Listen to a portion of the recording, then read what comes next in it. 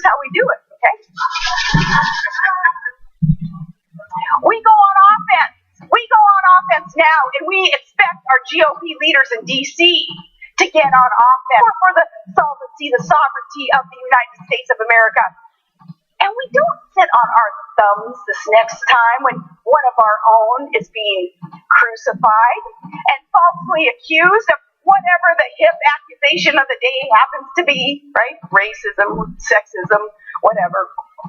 Really, it's kind of Orwellian observing how that works, that rule of Saul Alinsky's, no doubt, that the left employs.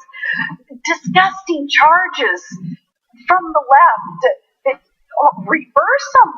For it is they who point a finger, not really, they have triple that amount of fingers pointing right back at them, revealing that they are the ones who really discriminate and divide on color and class and sex. We call them out. We don't let them get away with it then. On gender, on gender, it is they who defeat women. They shackle them to the good old boys running Washington, pimping this promise that, they have to provide for the little ladies' every need because they're a woman, she's just not capable. It's the left that does that. It isn't the right, it isn't conservatives. So we go on offense and we reveal the real war on women with truth because we can handle the truth. Can we? Okay, that's not that pleasant, village, Hillary Clinton, yes, let's go get Hillary Clinton, we go on the offense. And then she seemed to have even lost this crowd. For it is they who point the finger, but we triple their fingers, and we point it right back at them, just like this. If you notice, she did this. Triple their fingers. 1, 2. Yeah, no, that would only be 2. Okay. And we say to you, we triple it right back, for it is they. What was that? That was awesome. And then there was a little laugh in the middle, like, ooh. As I say, all right, but my favorite part was when she was saying that we're not going to sit on our thumbs. Do people do that? Wouldn't your thumb then be up your ass? I didn't know that was a thing. I just didn't know. Okay, that's exactly where you don't want to triple the fingers. Unless, of course, you're in a German movie. All right. Now, maybe we're being unfair by showing you the actual video. So let me try to deliver it in a voice that is not Sarah Palin's. Maybe if I read a part of her speech, it'll come off looking better. So I'll give that a shot. Okay, I'm going to do the best I can. All right. So here's another part of her speech. Really, it's kind of Orwellian, observing how that works, that rule of Saul Alinsky's, no doubt, that the left employs. Disgusting charges from the left, reverse them, for it is they who point a finger, not realizing that they have tripled that amount of fingers, pointing right back at them, revealing that they are the ones who really discriminate and divide on color and class and sex. We call them out. We don't let them get away with it. Things must change for our government. Look at it. It isn't too big to fail. It's too big to be successful. It's too big to succeed. So when it can afford no retreads, or nothing will change the same people and same policies that got us into the status quo. Another Latin word, status quo. And it stands for, man, the middle class, everyday Americans are really getting taken for a ride. Let us just pause here for a second. I'm pretty sure that's not what status quo stands for in Latin. I'm going to read that last sentence to you one more time. Another Latin word, status quo. And it stands for, man, the middle class, everyday Americans are really getting taken for a ride. Very positive that in Latin they didn't know about America, let alone middle class, let alone that entire sentence being summarized by status quo. Okay, let's continue though. That status quo and GOP leaders, let me not do the Palin voice. By the way, the man can only ride you when your back is bent. So strengthen it. Then the man can't ride you. America won't be taken for a ride because so much is at stake, and we can't afford politicians playing games like nothing more is at stake than, maybe just the next standing of theirs in the next election. I did the best I could. Okay. So there are sitting on thumbs here. There are backs being ridden. Okay. By the way, that's a Martin Luther King quote. That's sacrilegious. Don't use it in the middle of your nonsense speech. Okay. And he certainly did not mean, hey, you know what? More tax cuts for the rich. Okay. He was talking about fighting against the horrible segregation that was going on in this country. All right, now finally, let's go back to Joe Scarborough, and he's going to explain what he meant by tragedy and how there was so much promise in Sarah Palin and what wound up instead. I think it's a tragedy, too. I say that because we all remember that night she spoke in 2008 at the convention. I will say it remains one of the most electrifying performances I've seen in the last 4 or 5 conventions I've been to. Nobody expected her to do well. She delivered the lines well. She hit it out of the park. And, we will let history decide how she got from that point to this point. Isn't it amazing how shallow political coverage in this country is? First of all, the expectations were set low, so that if you wind up reading well, ironically from a prompter, you get huge accolades. Now, this is the Bush model. Okay, say, look, our candidate is going to be a blithering idiot. But if he or she does a tiny bit better than, we exceeded expectations, so you should vote for them to lead the free world. Yeah, that makes sense. And then second of all, and more importantly in this case, all she did was read well in that convention. She didn't write that speech. See, when you take her prompter away, and that's why she does the projection about Obama, he can't do it off a prompter, because she knows she can't do it off a prompter. So if she's taken off that prompter, she's adrift. There are thumbs and anuses. There are, Saul Alinsky's. I mean, she's floating out there. Hillary Clinton village. Oh, no, it's like Sandra Bullock in Gravity. One thing. Okay, and so you were so enamored with her because she was pretty and she could read well off a prompter. And that's only because she was a sports anchor once on television, so she was used to reading off a prompter. You shouldn't have been enamored in the first place. That's not what makes a great leader. Isn't that amazing that our political pundits mistake reading off a prompter well and being slightly charismatic with the same skill set as being President of the United States of America and Commander-in-Chief? Those are not the same skills. Stop confusing the two. So, in the end, we see exactly who Sarah Palin is. And, ironically, it ain't pretty. Okay, now, that's Sarah Palin for you. Let's move on to the latest set of Republicans who are actually in office. Okay? Now, President Obama, during his State of the Union speech, said something that I disagreed with. And I wrote about it on Twitter, and I made a comment about it on a video that I sent him. Okay? He said, wages are finally starting to rise again. I said, look, the speech was very good overall, and I like how he batted around the Republicans, and he made a good point for a lot of things going well now. Unemployment is low, oil prices are low, etc. But wages are not really rising. That's not really that accurate. I pointed that out immediately as we were doing the speech.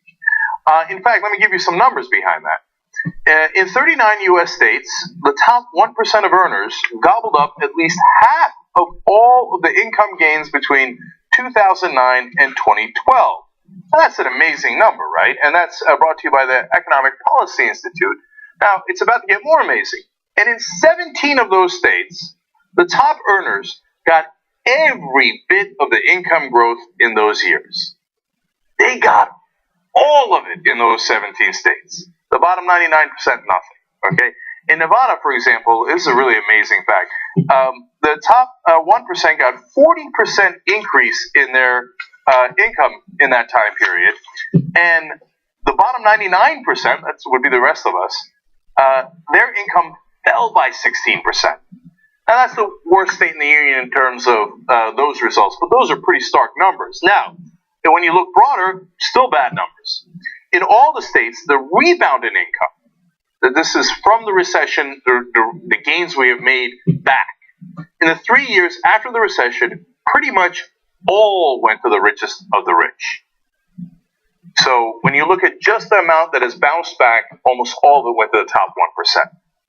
So those are not good numbers, no question about that. Now, one last broad numbers here from Economic Policy Institute. Over this period, the average income of the bottom 99% in the United States actually fell by 0.4%.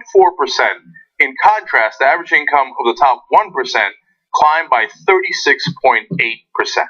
So the president was not being accurate there, and you got to call it out as you see it and as the facts indicate, right?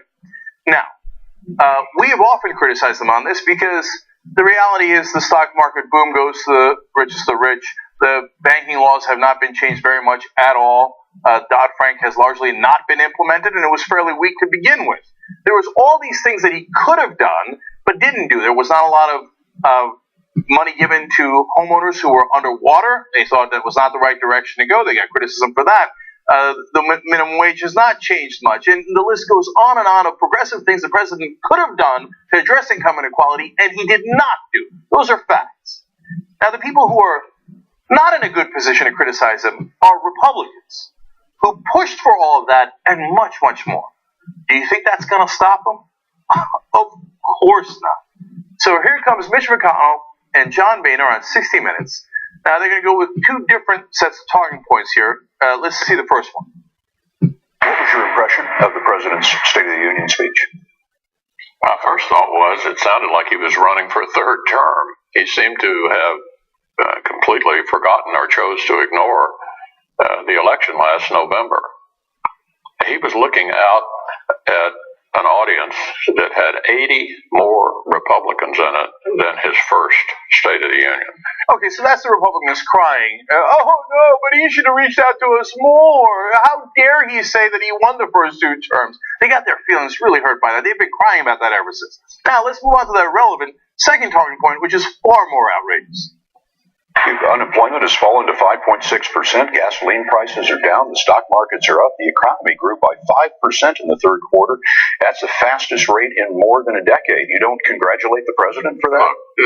Things are getting better, but the point is, who is benefiting from this? This has been a top of the income recovery. The so-called 1% that the president's always talking about have done quite well. But middle and lower income Americans are about $3,000 a year worse off than they were when he came to office. Is income inequality a problem in this country? Is it a problem that Republicans want to address? It is. And frankly, the president's policies have made income inequality worse. All the regulations that are coming out of Washington make it more difficult for employers to hire more people. You're going to tell me that the Republicans are against income inequality? You guys have been fighting that battle? Really? By doing what? And the president is what, too liberal? And that's what's hurting income inequality? How can you say that with a straight face or even with an orange face? So now, one of the things that Boehner said was, oh no, Obamacare is hurting income inequality and making it worse. What? Obamacare is giving too much to the rich? Well, that's a new argument. I haven't heard the Republicans making that argument before.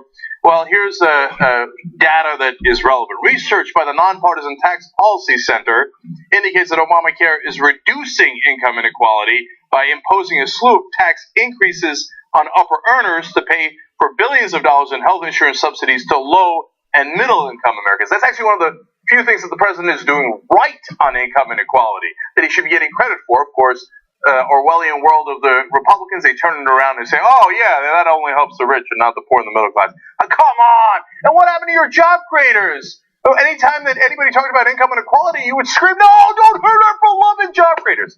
Okay, now, you think, well, now let's be fair, Jay. Give them an opportunity to lay out their policy positions. Maybe it'll turn out that they are really going to stick up for the little guy making minimum wage or the middle class guys who might need a little bit of help with education so their kids have the same opportunity. All right, so let's give them a chance. Ask them about those policy proposals. From the president's State of the Union address, let me ask you, dead or alive, raise taxes on the wealthy? Why would we want to raise taxes on people?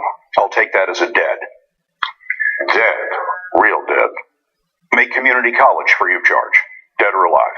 We've added more debt during the Obama years than all the presidents from George Washington down to George Bush.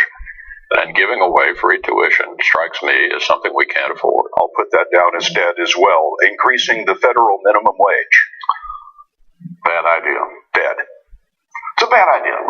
I've had every kind of rotten job you can imagine growing up and getting myself through school, and I wouldn't have had a chance at half those jobs if the federal government had kept imposing higher minimum wage. You'd take the bottom rungs off the economic ladder. Oh, yeah. I know you're trying to help the guys making minimum wage by making sure they don't make more money. How munificent of you. Are you not merciful? Okay, but my favorite was, Obama, he's helping the rich too much. All right, how about a little more taxes on the wealthy? Real dead. Not just dead, real dead. We are not having that discussion. I mean, there is self-parody, man. That looked like an SNL skit. Okay, now they're not the only ones with these talking points. Richard Shelby, another prominent Republican in the Senate, same exact talking points. Let's go to the first one. I think a lot of his proposals, one, we've heard them before. Most of them don't work. I don't believe they're going anywhere. I think the president, if he wanted to, he could work with us, but I think he was real defiant the other night. He was saying, look, it's my way or the veto. How dare you be defiant? Bow your head. Don't you know who's the boss? Okay. So now here comes the second and more important talking point, and he's going to be helped by the television anchor here, of course, who's going to jump in and defend the rich as well, while pretending that Obama has not done enough for the middle class. Well, first of all, Maria, I believe instead of helping the middle class, he's attacking the middle class. One, capital gains. He wants to run those up. That's a lot of people invest for the long haul. The Republicans want to lower that. He's also proposed taxes on the savings account where middle-class families are saving money to send their children to college later in life, and he's proposed a tax there. This is an attack on the middle class. It's not helping the middle class. Most of the middle class want to be left alone. They want to not be overtaxed and overregulated. He's doing quite the opposite. The issue here, of course, is that it's not just rich people that use these 529 plans, which, of course, encourage kids to go to college. I totally agree with you. I believe it's an attack on the middle class worker who's trying to save money, to have money when their children get college aged. Wow, the Fox News anchor who was nicknamed Money Honey when she was at CNBC agrees with the incredibly rich Republican senator that it's not just rich people who are benefited by Republicans. Maybe a couple of middle-class people, too. I mean, largely rich people, of course, but not just the rich. Oh, what a hilarious joke it was when they were like, oh, President Obama's hurting income inequality in the middle class by threatening to raise capital gains taxes. Capital gains goes overwhelmingly to the rich. It's called capital gains. And J.R. Jesus, you guys got a lot of capital gains you're storing? Okay. I don't want to hurt you guys, in the middle class by increasing a little extra taxes on capital gains. You don't know what to do with all your capital gains, right? I hear you, brother. I hear you. Right? That's why Richard Shelby and Maria Bartiromo are looking out for you. Okay? Edwin over there is sitting on a pile of capital gains. Okay. All right. So obviously these guys are full of crap. You can legitimately criticize President Obama on income inequality, but you cannot do it from the right. You cannot do it as a Republican who says that there's no way they would ever increase taxes on the wealthy, and who talk about never increasing the minimum wage or giving your kids an education and a shot at equality of opportunity. Okay. Woo! Just getting started. Okay. By the way, hey, Jim Cramer, what do you think? Should we cut capital gains? In terms of their, yes. I just wanted to squeeze that in. All right, we'll be right back.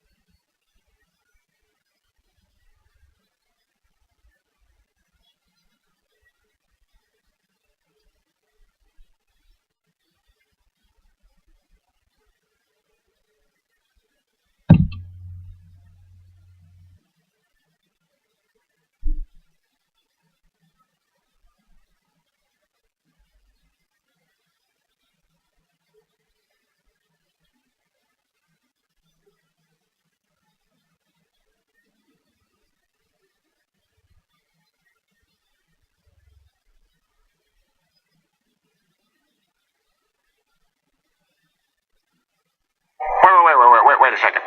You're telling me I flew all the way to Kentucky to get some of your fried chicken, and the Colonel isn't even working today? He did. What? I say he did. Is Mr. Sanders in? What's wrong with you? I say he did. The Colonel!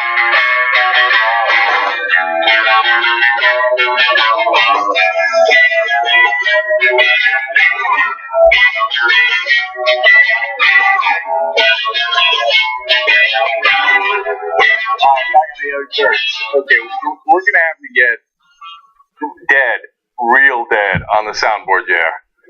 Make that happen. Boehner apparently also appearing in Family Guy. I didn't know that. I already said he did. tax increase for the wealthy. He did. All right, Kaliam says, I'm so glad to be snowed in and watching TYT live. All right, bless your heart. Sean Ferris says, a blizzard and TYT starts early. The apocalypse is coming. Okay.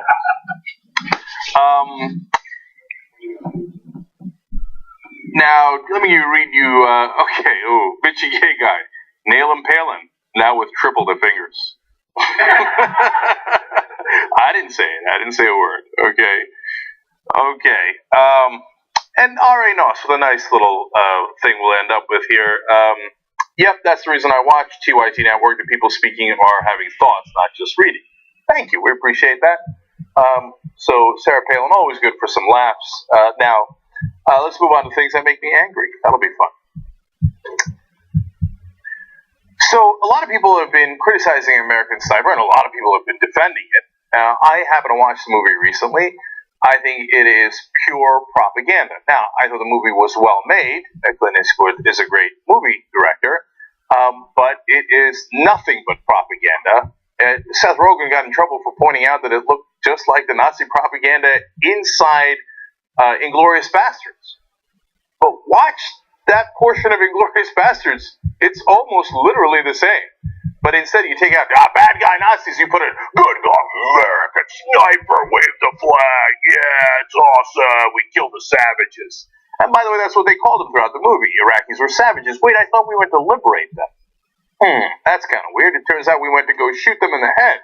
So I will get to my criticism in a second. But first, Michael Moore with more. He's done more in the past, but now he's tweeting again, saying, tomorrow's Sunday school. What would Jesus do? Oh, I know what he'd do. He'd hide on top of a roof and shoot people in the back. Now, Michael Moore is more upset than others because apparently his uncle was shot by a sniper during a war. Okay? And he's talking about snipers in general, not necessarily American Sniper, but let's get real, that's what brought it up. He also says, Sunday school. 2. What would Jesus do if he could be a sniper and save soldiers' lives by shooting, quote, savages in the back? Okay? So, I don't believe that Jesus would be in favor of shooting savages, but I could be wrong, and here's a Fox News analyst to tell me that I am wrong. Let's go. Consider the latest Twitter tantrum from that tweeting twit Michael Moore, asking, what would Jesus do? Oh, I know what he'd do. Hide on top of a roof and shoot people in the back. What would Jesus do if he could be a sniper and save soldiers' lives by shooting savages in the back?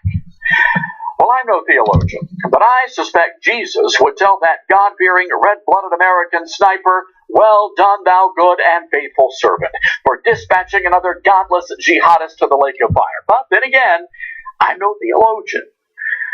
Well, that we can agree on. You really think Jesus would have done that? Look, I'm not a Christian, but you've got some interesting form of Christianity where Jesus would have been a sniper. At what point does a sniper say, turn the other cheek? Isn't that amazing? They took a guy who's called the Prince of Peace and who taught that you should turn the other cheek if someone hits you and turned him into a sniper on Fox News Channel. Amazing. Okay. Now, of course, Seth Rogen and Michael Moore are not the only people criticizing the movie. And then, of course, we've got Matt Taibbi as well. He said they turned the war into a, quote, saccharine, almost PG-rated 2-hour cinematic diversion about a killing machine with a heart of gold. And, in fact, of course, Chris Kyle is no such thing. I'm going to have some fairly harsh words for him in a second, so buckle up for that. But Clint Eastwood, of course, disagrees. The guy who made the movie thinks Chris Kyle's a lovely guy, and he thinks it's actually an anti-war movie. He says, quote, it's the biggest anti-war statement in any film. Really? The one where you celebrated this guy killing 160 people, breaking all records by a mile. You think every one of those was a clean kill? He shoots so many more people than any other American sniper.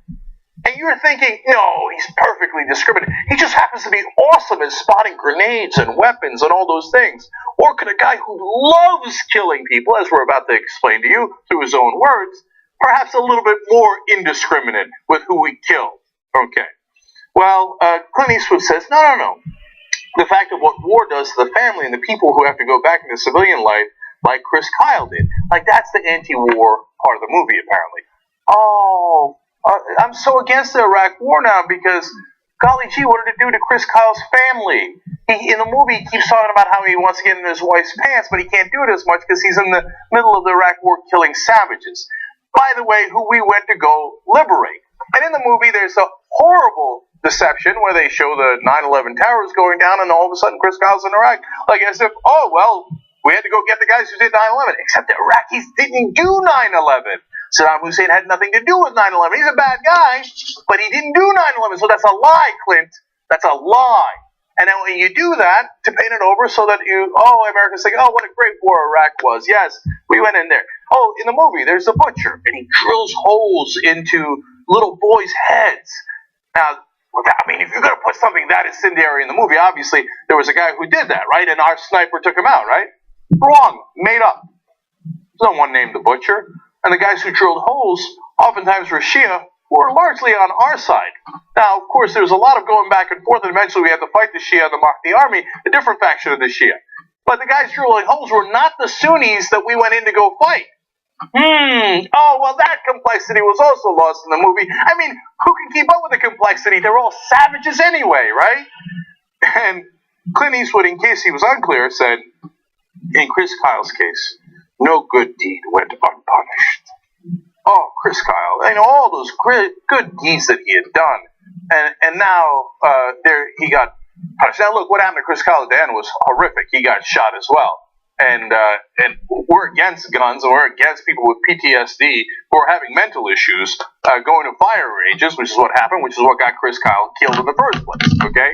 So I'm sure that Clint Eastwood and all the supporters of American Sniper would agree on gun control, right? For people who are mentally unstable. That's what got Chris Kyle killed, not anything else. All right, what else has happened since the American Sniper came out? Well, according to the American Arab Anti-Discrimination League, there has been, quote, a drastic increase in hate speech. Yeah, unsurprising. Okay, now let me give you some of that hate speech in social media. Things like, teared up at the end of American Sniper, great fucking movie, and now I really want to kill some fucking ragheads. Okay. Oh, how patriotic. I'm going to repeat now, what is it, for the third time? We went to go liberate those ragheads. That was the point of the Iraq War, right? No, it wasn't. We just want to go kill some Arabs. We got hit on 9/11. Who could figure out who the right Arab is? Who they came from Afghanistan? They're founded by Saudi Arabia, who's our top ally, the guys we protected. The overwhelming majority of the guys who did the bombing came from Saudi Arabia. Oops, I took out their enemy in Iraq. Oh, golly gee, how did that happen? Who cares? They're ragheads. Let's go kill them. American Sniper, yeah! Let's go shoot them in the head. Okay, Des Harmon writes, American Sniper makes me want to go shoot some fucking Arabs. And then he adds 3 little cutesy gun logos there just to bring home the point. Here's another one. Nice to see a movie where the Arabs are portrayed for who they really are, vermin scum intent on destroying us. I like the random hashtag de Blasio in that tweet. Okay, what he has to do with any of this is entirely unclear, but when you've escaped the rational world, it doesn't really matter anyway. And finally, if you think, well, it's just a bunch of random guys on social media, well, there's also actor James Woods.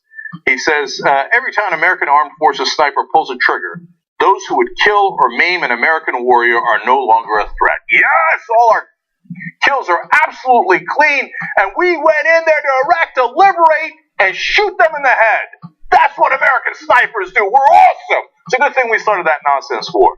You think I'm worked up? Not even close yet. Give me Django Unchained.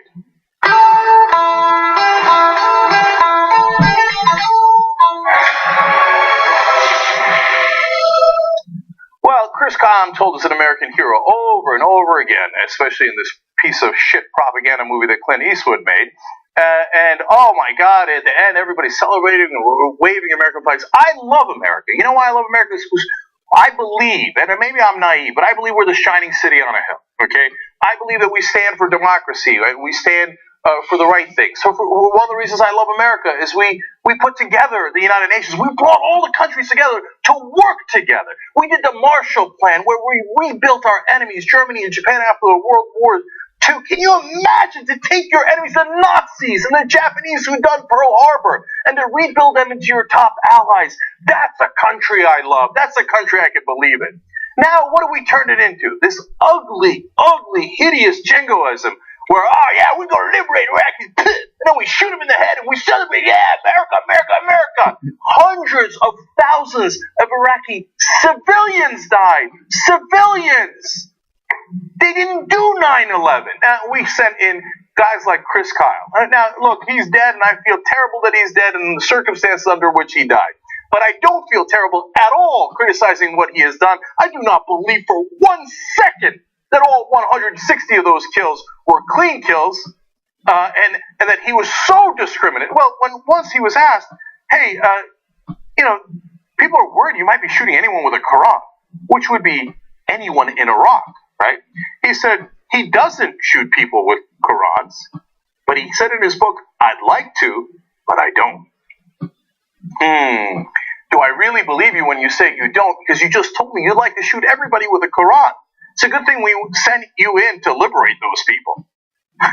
Gee, I wonder why America doesn't have a good reputation in places like Iraq and the Middle East when we say we're coming to help you and then we shoot you and we say we'd like to shoot every one of you.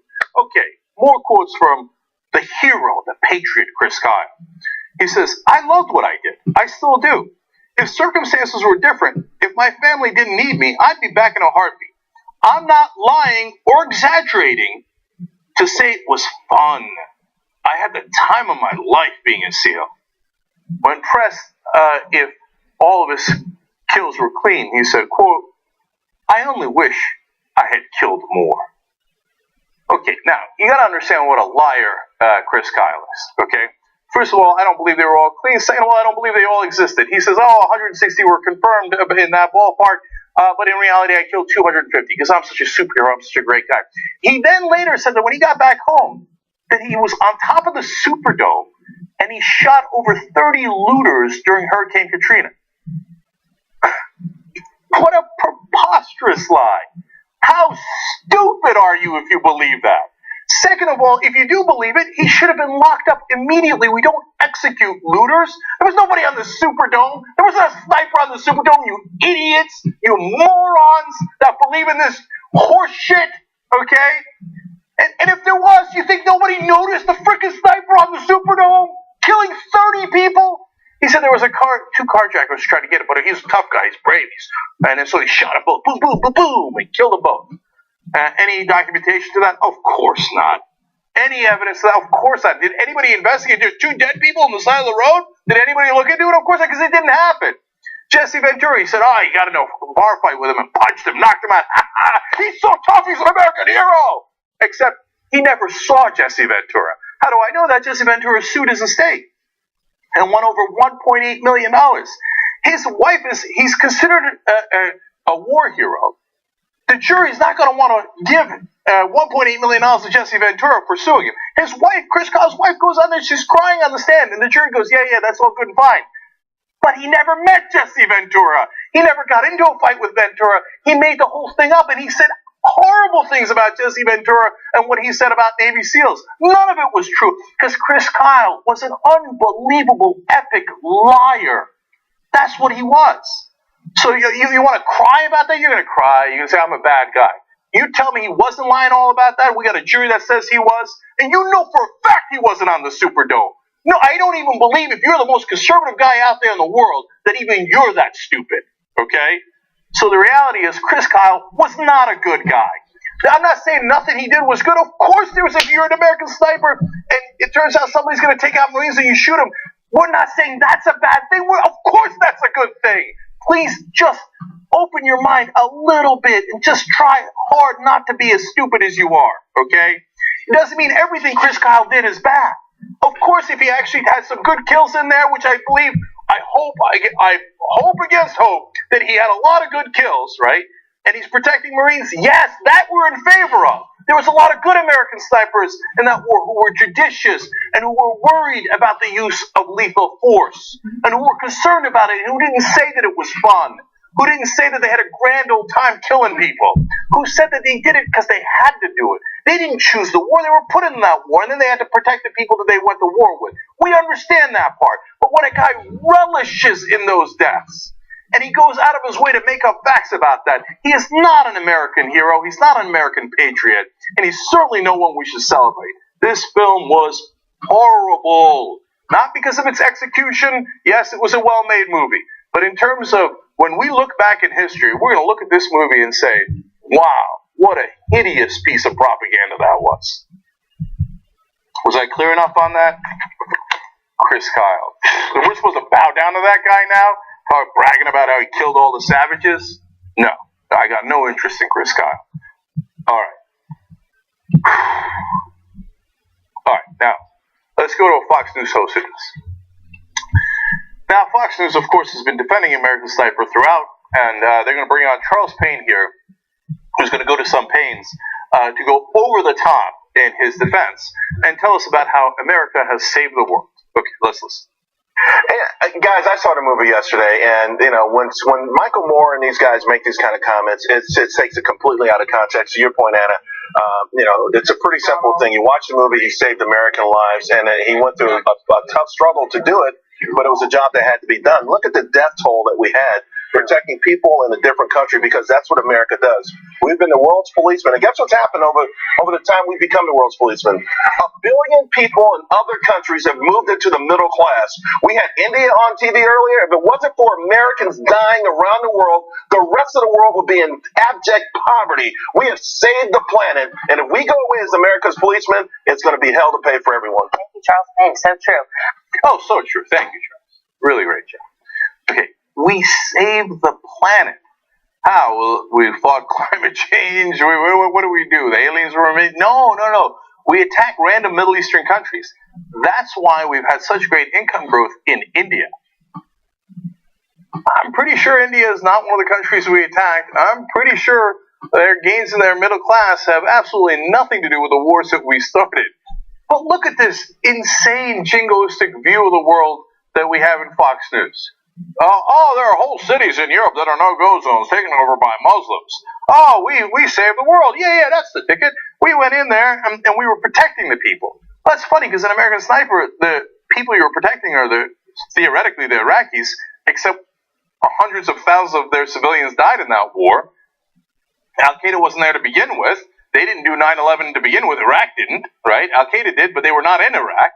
And in the end, we have something even worse than Al-Qaeda, ISIS, that comes out of that war after we went in there, after we opened up the Pandora's box. You see that? Starting ISIS, saving the world. And we went to protect their people. Well, we had a funny way of showing it. One, all those hundreds of thousands of civilians are dead. Number two, you're celebrating a movie where we called those people savages and shot them from a distance and then waved the American flag. Yeah, we saved you. Look at how saved you are. You're dead in the street. Look at you. You're so safe. I had to save that village by burning it down. We've learned nothing since Vietnam. And finally, I just cannot understand that even if you were crazy enough to believe that our war in Iraq has done wonders for Iraq, just pause for a second. Come on, man. Really? Is there anybody in the country, even Charles Thick-Headed Payne, who thinks, Iraq is just such a wonderful place because we invaded them? Okay, but even if you're that thick-headed and you believe that, what in the world does that have to do with the middle class in India? No, it's a good thing we're saved the world and we're the world's policemen. Otherwise, obviously, the middle class in China and India could not have grown to what it is today. Brilliant Fox News thinking. All right, I got worked up. I'm still working. All right, let's go to real guys who are real danger to this country. Okay. Currently, the White House is in negotiations, hence the U.S. government is in negotiations with the government of Iran. And the executive branch handles those negotiations, and they've actually been going fairly well. I'm going to give you a fact on that in a little bit. Okay? But of course, the Republicans, who are especially running for president, Marco Rubio, Ted Cruz, etc., have to say, no, it's going disastrously, despite all the evidence. And then, of course, we need to ruin the negotiations by doing more sanctions now, which would destroy the negotiations, because they want to destroy the negotiations, because they want to go to war. They believe the answer to everything is war. They'd like to go to war with Iran, a country much, much larger than Iraq. Great idea. Now, there is one very important exception to this, and we will give him credit on the Republican side. But first, we start with Ted Cruz. How are those negotiations going? Cruz says, this is the worst negotiation in the history of mankind. Well, I'm glad you didn't go over the top. Okay. How can you take these guys seriously? Well, it's about to get worse, believe it or not. Ted Cruz predicted that Iran will soon be able to launch nuclear strikes against Tel Aviv, New York, or Los Angeles. What? Okay, understand they have no nuclear weapons at this point. Nor do they have the missiles that could reach anywhere near New York or Los Angeles, even if they could load their non-existent nuke on top of it. But at any moment, we could lose New York or Los Angeles. That's a bald-faced lie, man. I don't know why I'm still amazed after all these years, but isn't there anybody in the room? I know it's a room for conservatives. They were given this speech at Freedom Partners, the group put together by the Koch brothers. But the next time somebody, a real reporter, if they still exist in the country, sees Ted Cruz, say, hey, based on what evidence do you think Iran has the capability to hit New York or Los Angeles with a nuclear weapon, you knucklehead? You might want to leave the last part out. That's optional, okay? Now, Marco Rubio, can he match that? Well, close. He says, at this pace, in 5 years, we're going to build a bomb for them. Yes, that's what we're going to do. We're going to build a nuclear bomb for Iran and hand it to them and go, now hit New York or Los Angeles. Yes, that's probably the case. All right, now, in reality, here's how things are going. Now, the Atomic Energy Agency is the one that would be charged with making sure that Iran is not getting a nuclear weapon, and in fact, through these negotiations, that is already happening. So here's the quote. In November of 2014, the International Atomic Energy Agency reported that Iran was complying with the terms of the interim November 2013 agreement, meaning that, quote, all of the enrichment-related activities at Iran's declared facilities are under agency's safeguards, and all of the nuclear materials, installed cascades, and feed and withdrawal stations at those facilities are subject to agency containment and surveillance. In other words, the negotiations are totally working. We have their nuclear energy, not weapons, nuclear energy program under complete surveillance and containment. But if you listen to the bizarre world of Republicans, we need to attack right away because we're about to lose New York or Los Angeles because it's the worst negotiation in the history of the world. Okay? Now, it turns out there is one reasonable Republican, and it is Rand Paul. Here's what he says. He says, I do think diplomacy is better than war. Whoa! What is going on? A Republican in favor of diplomacy. Wow, that is amazing. Well, he goes on to say, it's at the same Freedom Partners group, by the way. He's saying it to their face. He says, are you ready to send ground troops to Iran? Are you ready to bomb them? Are you ready to send in 100,000 troops? He said, look, I'm a big fan of trying to exert and trying the diplomatic option as long as we can. If it fails, I will vote to resume sanctions, and I would vote to have new sanctions. But if you do it in the middle of negotiations, you're ruining it. And that is exactly right. So, in a sea of insanity that is the Republican field for 2016, there is Rand Paul, who on some issues, from time to time, speaks with a voice that is at least sane. Says something that you shouldn't get too much applause for, but in this context, you apparently have to give him a lot of credit. where he says, hey, shouldn't we try a little bit of diplomacy before we go to bomb them and send in 100,000 U.S. troops there? Remember what a disaster Iraq was? Iran is much larger and would be a much larger disaster. Are you really sure that you want to go to that in step one? Yes, there are a lot of lunatics on the right-wing side. But on this issue of war and Iran, Rand Paul is not one of them, and he should get all the credit in the world for it. Young Turks.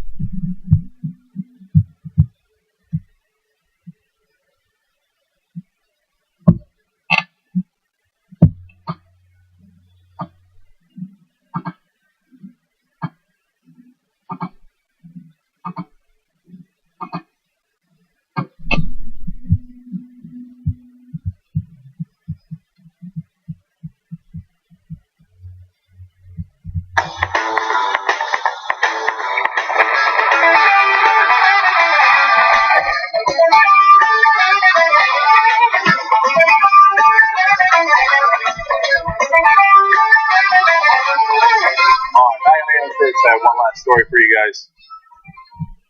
Historic elections in Greece. We have a winner who is probably going to be very likely, of course, to be the new prime minister after they form the government, and the youngest prime minister that Greece has had in about 150 years. He's 40 years old. His name is Alexis Tsipras, and he's the leader of the Syriza party. Syriza, I remember, had a beef with the West Coast rappers, but he settled it now. It is a party that actually did not have a lot of support until very recently. Just a couple of years ago, they only had about 4.5% of the vote. Today, it is very, very different. After the numbers were announced on Monday, Syriza had 36.3% of the vote in the Greek elections. Samaras' New Democracy Party, that is the current ruling party, had only 27.8%. But actually, when it comes to parliament, the numbers are even more stark.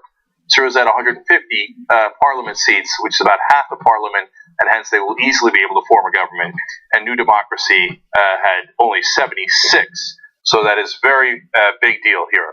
And obviously it could have much bigger ramifications because this is a left-wing party that is saying that they do not believe in austerity. So this is the most important part of this whole news story, which is that this is not just about Greece. So, in fact, the party spokesperson explains it here as to the ramifications. They say, what's clear is that we have a historic victory that sends a message that does not only concern the Greek people, but all European peoples. He goes on to say the election results heralded a return of social dignity and social justice, a return to democracy, because beyond the wild austerity, democracy has suffered.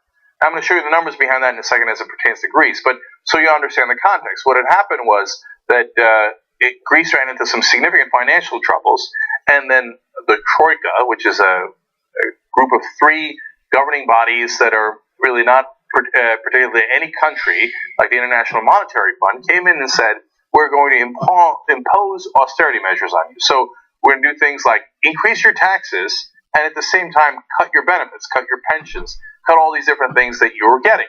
And the result has been devastating for Greece. Now, countries like Germany and the people behind the International Monetary Fund, etc., say that all of that was necessary. Well, the Greeks were told that they have no choice, that there is no alternative. Well, here was Syriza, this new party, saying, well, you know what? We think that there is an alternative, and maybe part of the answer is that we're not in the euro anymore, and that we restructure this debt. Now, of course, whenever you say restructure debt, all the people who gave the money to Greece in the first place lose their minds. They go, no, you cannot restructure the debt, you have no alternatives. But the reality is, when you do an investment, it's always a risk. Everybody knows that. And you get a certain return for a certain amount of risk. That is finance 101. And very often there will be a restructuring of debts because somebody cannot pay their full debt. In fact, the guy who revels in that most is a guy named Donald Trump. His companies have gone bankrupt over and over again. And every time Trump says, no, I'm a savvy businessman. All I did was restructure my debt, right? So why can't a country do it if some of the richest capitalists in the world are doing it? And that's what the Greek people decided, that they in fact could do it. Now look, there's a lot of frustration. And this is also good news because it could have gone in a different direction and largely didn't. Let me tell you about the different direction. The centrist Patami, which is a river party, was battling for third place with the Nazi-inspired extreme right-wing Golden Dawn, whose leadership is in prison pending trial for running a criminal organization. So, now, look, Golden Dawn obviously had some support. In fact, both were, according to the reports here by Associated Press, both were projected as being between 6 and 7% of the vote. But the Greek people, in the end, decided not to go in Golden Dawn's direction. They decided to go left. They decided to go with Syriza and more sanity and a reasonable approach to this. So we all have to celebrate that. Now, why did they do that? Well, since 2010, and as a result of austerity measures, the country has seen its GDP shrink by nearly a quarter. It's amazing. Its unemployment reached a third of the labor force, and nearly half of its population fall below the poverty line. It's not, look, I'll give you context. Right now, American unemployment is at 5.6%. A third is about 33%. When we were at 10%, heads were exploding in America. That was after the debacle of the 2008 crash. We were there briefly. And as President Obama was bringing those numbers down throughout his administration, when we were at 8%, people were still saying, way too high, he's screwing it all up. There is 33% unemployment. Half the country is below the poverty line. You think they want change? Of course they want change. And thank God, in my opinion, they have gone in this direction rather than going to the right wing, which would have led to nothing but more disaster for Greece. Now, what is Syriza going to do? Well, Syriza, in its current form, is a strategic coalition comprising a variety of political platforms that include social democrats, radical socialists, and communists, environmentalists, anti-globalization campaigners, and human rights advocates. Now, the minute you mention communists anywhere in that sentence, in America, heads explode, and they go, oh my God, they're communists, they're going to take over, and publicize it. No, they're not going to make everything public property. What they're saying is, and I'm going to explain their platform in a second more in detail, but overall, they're saying, hey, let's take a step back here. And the party, back when it was getting 4.5%, was more in the line of communists. Now there's a much, much broader party that encompasses more of the middle class. Actually, when they were more left-wing, it's funny because they say the party was formed by teachers and small business owners. Isn't that interesting? Back in America, when you say small business owners, people don't think radical left, right? But in that case, they're onto something, because small business does not have the same priorities as big business. And the people in Greece understand that, right? Those two totally different set of priorities. So now in this case, the coalition has become much broader and is going in a more mainstream direction, just saying, hey, we don't believe that there is no alternative. We believe there is a sane alternative. So what is their platform? Well, they have pledged to reverse many of the reforms that the creditors demanded, including cuts in pensions and the minimum wage, some privatizations, and public sector firings, in exchange for keeping Greece financially afloat since 2010. So now they're saying, you know what, we'll take our chances. Now, they're not saying they're immediately going to pull out of the euro. They're not saying they're going to go back to the drachma. They're saying, let's see how things unfold. If we can restructure the debt and stay in the euro, great. That's what we'll do. If it turns out we can't do that, well, then we'll have to consider other alternatives. And we believe that there is a way of paying this back to the best of our abilities without, crushing the Greek people as they have been crushed all these years since 2010. We believe there is a better way, and I believe that it's past time that at least someone in Europe tried that. So I'm looking forward to the experiment. I don't know exactly the policy proposals they will implement. Of course, nobody knows that yet. I don't know that I'll agree with all the policy proposals that they'll put into place. But I'm looking forward to seeing what they have, and I'm very much a believer that there is an alternative to what the bankers tell you is your only path. All right. So, interesting new elections in Greece, and perhaps a new hero in Greece. All right. We'll be right back. We talk about TYT Army being so strong. Usually they help us run our show. Now they're going to help us run the country. Oh, like this. It's time that we reclaim democracy for the people. We had a huge victory for Wolfpack. When Lincoln said this was a country by, of, and for, he said of the people, not of corporations. Our representatives don't represent us. Whoa! Democracy! United! We are! Too strong! There's thousands of volunteers, and you can be among them. With Wolfpack, the mission is so clear. Money is killing our democracy. 96% of Americans want it. When you get the power back, oh, that feels good. This is just the beginning. Let's go get them, man. Up and at them. Knock, knock. We're coming for them! Wolf-pack.com. How you doing, people? This is the Rubin Report, and according to the paperwork, I am Dave Rubin. There's nothing in the world that's more expensive than insecurity. Politicians are politicians. They're bought out. I co-sign all that. Congress has a lower approval rating than chlamydia. It's crazy. The president, no matter who it is, it's the same There are a lot of special interests at play here. You liberal elitists. Yeah, the Republicans work against their best interests. Why would you want to be that high? Something that grows out of the earth is illegal. And I'm going to shake my fist at them from afar. Save lives. We're saving lives.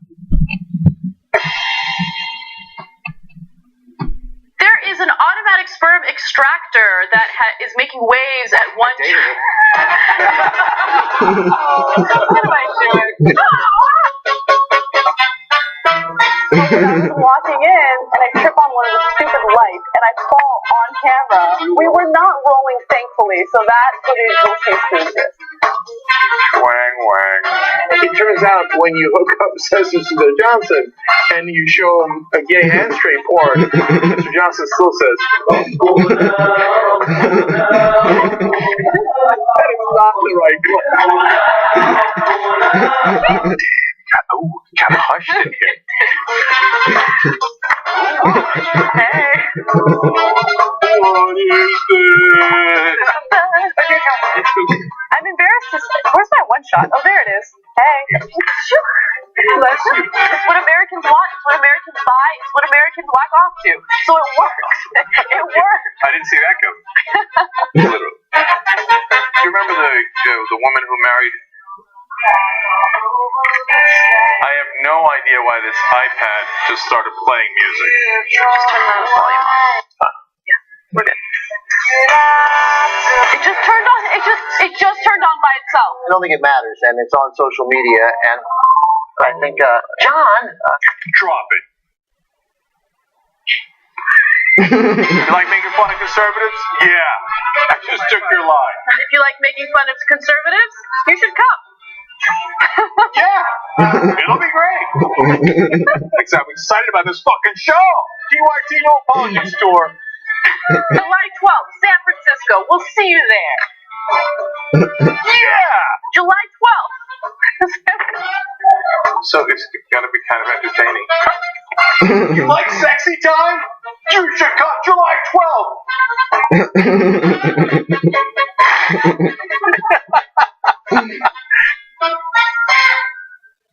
What's up? I'm Anna Kasparian, and you might wonder, what the hell is the point? Well, think of it as a news show with a twist. It's like a game of truth or dare, except we focus solely on the truth and ask our panelists some pretty interesting questions. Have you guys ever cheated or been cheated on? Have you had a near-death experience? Have you spent money on something that you knew was wrong? What would you do in the last week of your life? Each week I'm joined by some of the smartest and most honest people around. The worst person to run the country would be a person who wants to run the country. Women are left out of conversations daily, especially in politics. We love to delve deeper into the topics and have a good point to make about each story. Make your point. Make your point. Make your point. The legal team at VH1 could not have done a better job at covering their own asses while getting their contestants to show theirs. The best part about the show is that we're not afraid to share personal stories, regardless of how scandalous or controversial they might be. Give them a vibrator. Okay, they'll be very, very happy. When I was 13, I stole a car. Damn! I don't know, officer. What was I doing? Bro, no. Bananas. Blew my mind amazing. Look, don't marry that crazy. You know, keep away from her. Honestly, we let our guard down and we tell it like it is. Can't be that bad. I think I'm going to get some backlash for this, but I'm going to be honest. You're not supposed to cry after sex. And that was humiliating. In fact, I feel like I'm blushing right now. You kind of are. It's amazing. I would be livid if someone was messing with my dog. Alright, you better stay the away from Penguin. If a hobbit decided to take a job as a longshoreman, I have his hand. I'm also single. Ladies, this is progress, America. This is progress. I love it. Thanks so much for watching, and never be afraid to make your point.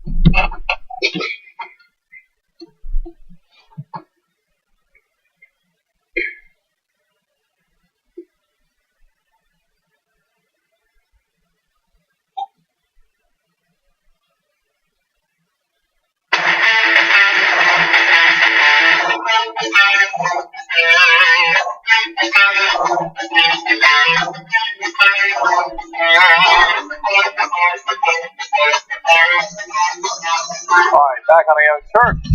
Hey, Casper, how you doing? Okay, Rudy Boucher's emails about you. Oh. Return to going over into the second hour. Welcome back, Jank. Starting the second hour on time stuff was weird. It was. I wasn't used to it. Okay. Ray for Madness, no. Dubmaster C says, imagine if Iraq sent a sniper to the U.S., called us savages, bragged about killing us, and then talked about how he saved lives. We'd be insulted. No. He'd be a hero. He'd be a patriot, right? Oh, no. You're not allowed to do it to us. We're allowed to do it to you. Okay. By the way, that guy's name could have also been Chris Kyle, because he claimed that's what he was doing inside the U.S. During Hurricane Katrina. They were just shooting random Americans. No, looters. I'm sorry. They were very dangerous. That's why he had to execute 30 of them. But nobody ever brought up charges. God, okay. All right. Eric Johnson says, we, quote, liberated Iraqis from their lives, and the ones we didn't kill, we liberated from their homes and families. Chris Kyle was broken. There's one part I disagree with. I'm, I guess, the most over the top on Chris Kyle, because having read the excerpts of his book, I'm convinced that he was not broken by war. A lot of people give him a break. Like, no, don't get me wrong. Chris Kyle didn't make us go to war in Iraq. He's not the decision maker. The decision maker gets 99% of the blame, okay? But I think Chris Kyle looked forward to it. I think he liked killing those people. I think that because he told me that, right? I don't think he was broken by the war. I think he was one of those guys who was bloodthirsty. And, I mean, look, the guy had severe mental issues, I think, before the war. So, that's my interpretation based on what he has said, okay? Finally, Cabbage says, the meek shall not inherit the earth. You must have at least 3 kills to make it to heaven. Yeah. That's the Fox News version of heaven. You get up to the pearly gates, and God or whoever looks at you and go, well, how many people have you killed, and how brown were they? Okay. Now, we're going to go on to lighter stuff. Although the first one is about terrorism, kind of. Yeah. But there'll be plenty of light stuff here. Yes. All right. I didn't even know this was happening. Yeah. The Miss Universe pageant took place recently, and Miss USA, Nia Sanchez, was asked a question about terrorism. Now, she had a very short period of time to answer this question, but a lot of people mocked her answer. We don't want to put words in her mouth, so take a look at how she answered the question. If you were given 30 seconds to deliver a message to a global terrorist, what would you say? Okay. If I was given 30 seconds to give a message to the global terrorists, is that what you said? Okay. I would just say that, I know as Miss USA, I can always spread a message of hope and love and peace. And so I would do my very best to spread that message to them and everyone else in the world. So she got a lot of criticism because that's a very cliche answer that a beauty pageant contestant would give. I want to spread peace and love and joy. I don't think I would tell the terrorist if you're Miss U.S. question. I mean, but here's what I would tell a terrorist in 30 seconds. Please don't kill me. I mean, what are you going to do? Change the mind of the terrorist? Right? I mean, it's ridiculous. I mean, I first of all, I think that these pageants, it's just an antiquated idea. And every time I see it, I cringe because, first of all, we all know what it's about. It's all about the way a woman looks, how beautiful her hair extensions are, how good her makeup airbrushing is, how nice and tight her ass is. That's all the beauty pageant is. And then they have this ridiculous fake portion of it where people pretend as though they're there because they want to hear what these beautiful women have to say. Now, could there be some people out there that want to hear what these beautiful women have to say? Sure. But don't put on this charade. This is all about beauty. This is all about glamour. This is all an antiquated concept. And it's so, stop asking them questions that are very, very complicated and nuanced, and then expect them to answer it in 30 seconds. It's so stupid. So was her answer cliche? Yes, but are you expecting her to have some political, scholarly answer to it? No, you shouldn't. And for those who are mocking her, I mean, why don't you put your ass on a stage and get asked the exact same question and answered in 30 seconds? What are you going to say? Yeah, look, even after you have had all this time to think about it, do you have a good answer yet?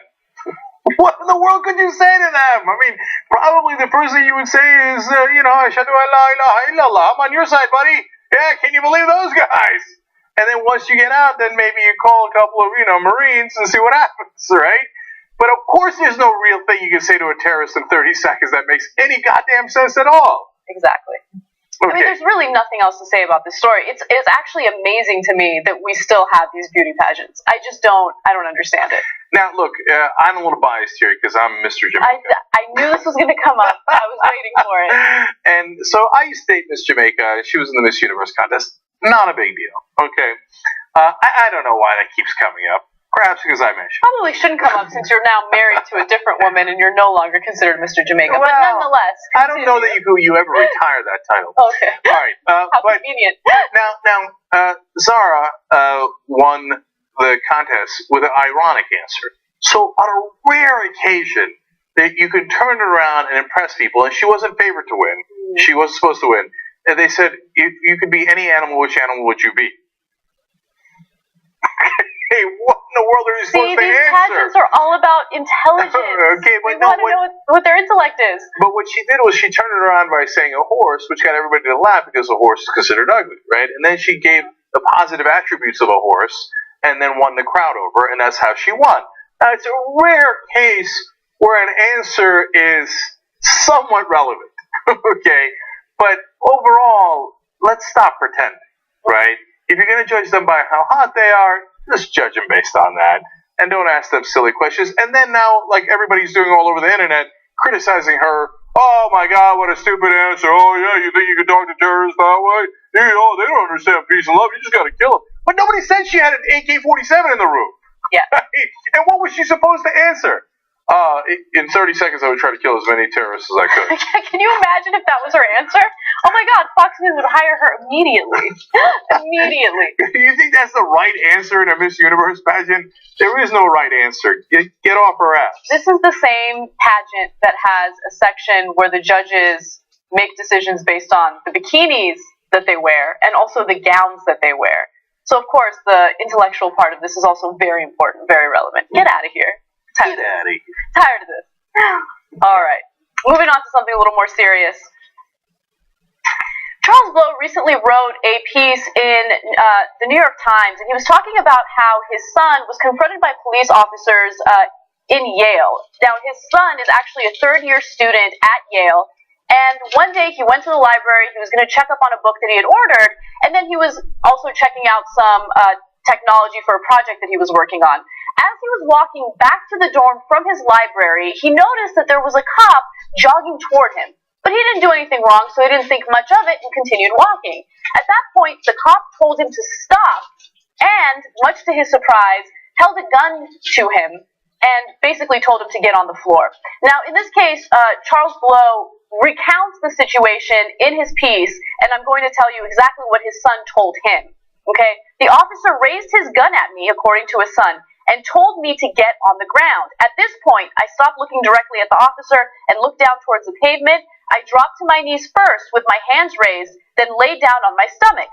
Now, in this case, he doesn't understand what's going on because he hasn't done anything wrong. The first thing that happens is a cop points a gun at him and tells him to get on the floor. He complies, but no one's telling him why he's being detained. No one's telling him, what they're looking for, why he's suspicious. They just go ahead and automatically assume that he's done something wrong. Okay, now let me jump in and say, of course, Charles Blow is a well-known columnist for the New York Times, and he is also African-American. His son is African-American, so he says, look, he's had the talk with his son. For most Americans, the talk might refer to the birds and the bees, etc. But for African Americans with sons, sometimes daughters as well, but especially with sons, you have to have the talk with them to explain to them what happens if you're confronted by a cop. You comply as much as humanly possible, because if you don't, one wrong move could lead to a disaster, which we'll get to in just a second. So at that point, the officer asks him, "Where do you go to school?" And he said, "I'm a student at Yale." The cop allows him to leave at that point, but then somehow changes his mind and says, "Stop, can you walk over to the side?" And then he talks into his radio and he calls another police officer. A female police officer shows up, and then they continue questioning him. So after all of this drama, his son asks, "Why am I being detained? What is going on here?" And they tell him, "Well, there's a burglary suspect in the area, and you match his description." Now, there's no verification that he matched the description. The burglary suspect was arrested later. Thankfully, Charles Blow's son was released. He didn't have any other issues after that. But Charles Blow was really, really upset at what happened here because he felt that the cops mishandled the situation. And the way that they mishandled it is by pointing a gun at his innocent son before asking any other questions. So he said the same exact thing in his piece that I thought when I first read the summary of the situation, which is, look, it could be that there's somebody matching his description was in the area doing a burglary, and apparently there was somebody. We don't know how well their description is matched, but that's okay. Right. Everybody gets that. Cops got to do their jobs, right? And so if you stop him and you ask for ID and you get confirmation that he's a Yale student, etc., nobody's going to be upset at that. The issue is when you pull the gun. Yes. So when you confront the situation with the gun at the very beginning, things can escalate quickly. Now, thankfully in this case, his son complied as best as he could, and so it did not escalate to a point where someone would get shot and killed. But I think Charles Blow puts it really well when he says the following. What if my son had panicked under the stress, having never had a gun pointed at him before, and made what the officer considered a suspicious movement? Had I come close to losing him, triggers cannot be unpulled, bullets cannot be called back. And I think that's a really great point, because none of us know how we would react to a gun pointed to us, right? And if you make one wrong move in a fit of panic, it could end really badly. And so I don't know if this is a lack of training, I don't know if this is a result of stereotyping by police officials, but there needs to be a better understanding that this is not the appropriate way to handle a situation. Okay, my guess is that they pull guns on African Americans in that area all the time. Yale is not in the best part of town, right? It's just this time the African American happened to be a Yale student, and his dad happens to be a columnist for the New York Times, and that's why this is an issue. So, the cops are probably wondering, what's the big deal? We do this all the time. For once, no one got shot. Right. And they're like, we didn't even shoot anybody. We didn't even taser anybody. Well, it is a big deal, and it's a big deal whether you're doing it to a Yale student or anybody else, right? We're not saying don't catch the guys who are committing the burglary. We want you to catch them. We want you to do your job.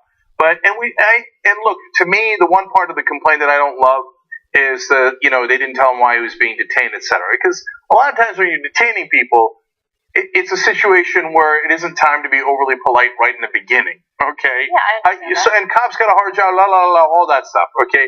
But pulling the gun on a random dude that I think you kind of match the description, I don't know, you're black, that's not the right way to go.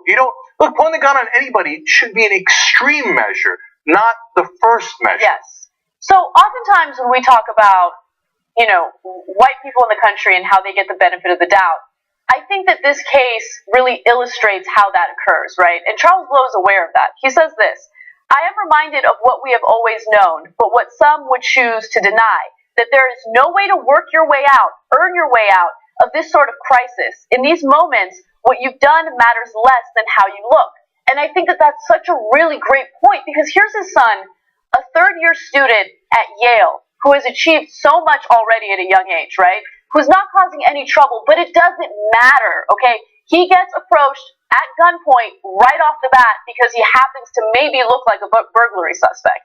So this goes to define the point that you always hear from conservatives, which is, well, look, if you just did the right things and you worked hard, that you wouldn't have any problems. If you just complied with officers, you wouldn't have any problems. If you just did X, Y, or Z, you wouldn't have any problems.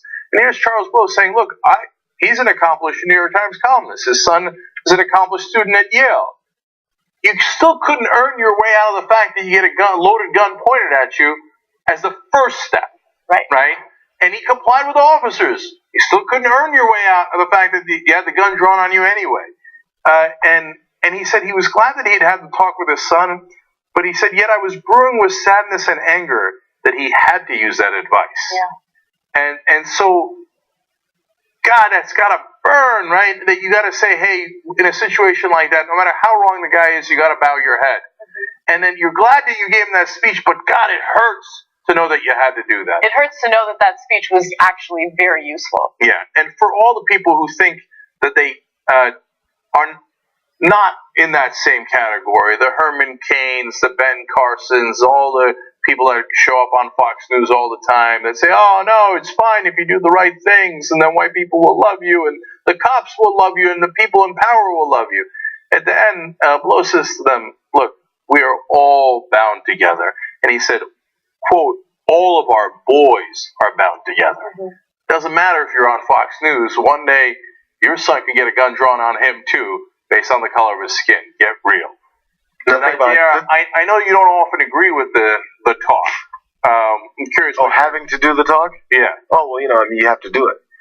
But that's why I think Charles was talking about how it hurts that it was actually something he had to do.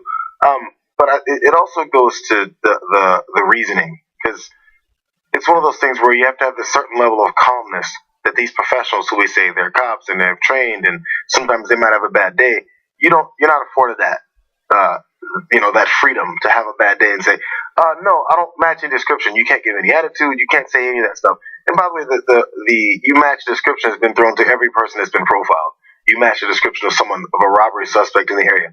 How do you confirm that? How do you say, well, that's bullshit? You can't do any of that. You have to comply when you know it's bullshit. It's the same thing as when a cop wants to give anyone any kind of charge and say, you're disturbing the peace, you're interfering with police investigation. All those benign charges, or even benign, the benign reason, the basic reason is you match description of a suspect in the area. Which is why the whole thing in New York with the stop and frisk, it just legitimized, or I guess put into everyone else's reality what already goes on. As soon as you stop someone, pull them over, stop them from walking, you match the description of someone in the area just because they feel like fucking with you, or they just think you're suspicious looking, and you can't do anything about it. So when you're sitting there knowing you're being victimized, it pisses you off.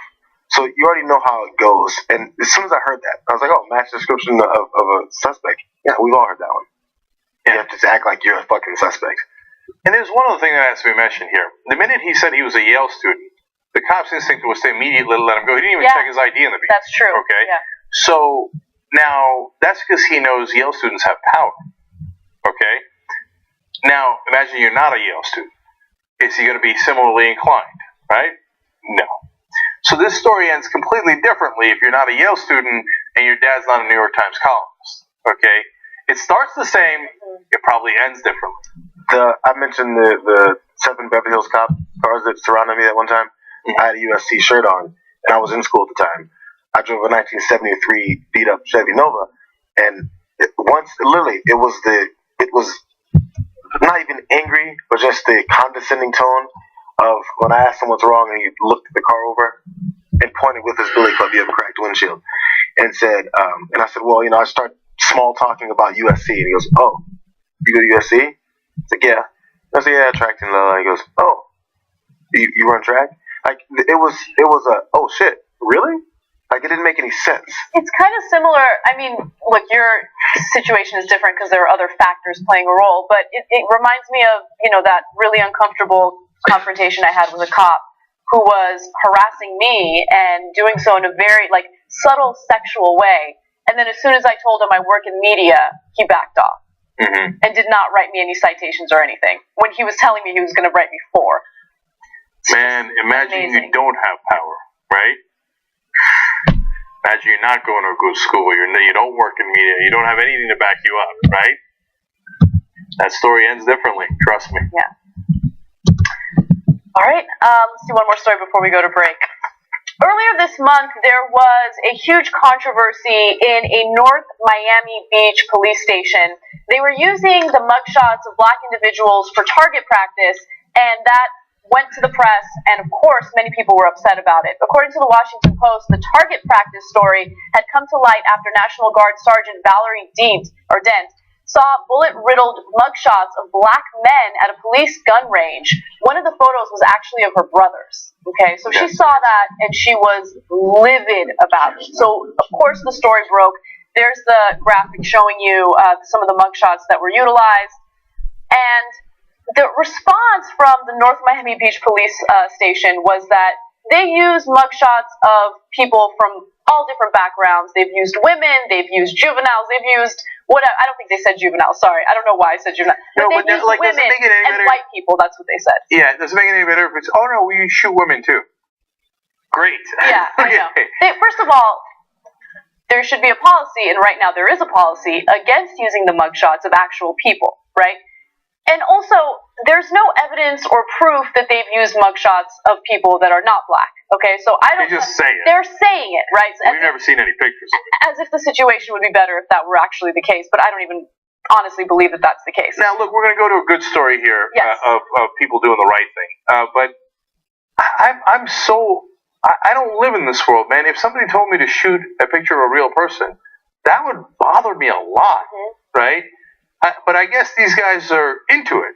Yeah. That bothers me even more. You know, I have a group of friends who went to a shooting range once, and then you get to choose celebrities that you can do target practice on. Like, not, I don't want to do that. Yeah, so they chose Mario Lopez for some reason. I think they did it to get under my skin because I think Mario Lopez is hot. But anyway, nonetheless, I thought it was sick. Yeah. Like Mario Lopez, I kid around about how I don't like him, right? It's based on some old stupid thing, right?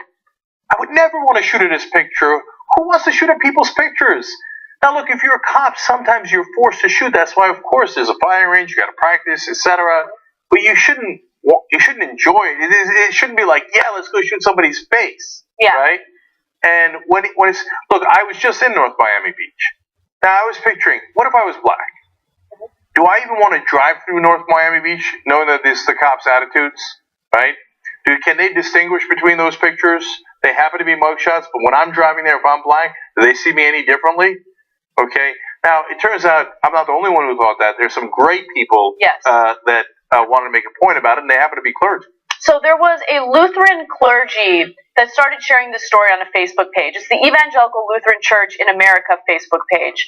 And they were outraged at what they saw. And they thought that this was not the right way to go about things, that, you're supposed to spread love and peace, which is a great thing. Oftentimes we talk about the negative sides of religion on the show, but there are lots of great people out there who are religious and they do want to spread love and peace.